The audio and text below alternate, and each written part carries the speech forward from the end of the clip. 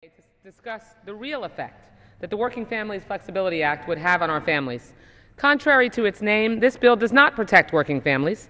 Many hourly workers in South Florida and across the country depend on the opportunity to collect their hard-earned overtime pay to support their families and make ends meet. This anti-family, anti-worker bill would make it harder for employees to provide for their families and easier for employers to pay less for overtime work with hazy promises of time off later.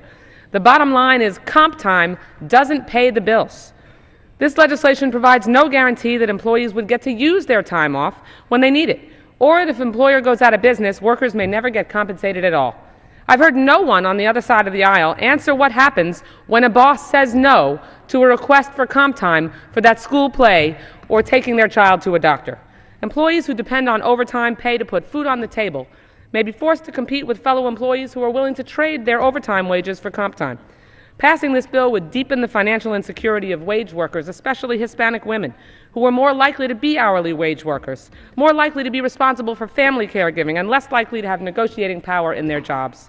There are other bills on the table that offer far more meaningful solutions, and I urge the Republican majority to take them up and take care of America's working families, instead of giving them the short end of the stick, as this bill does.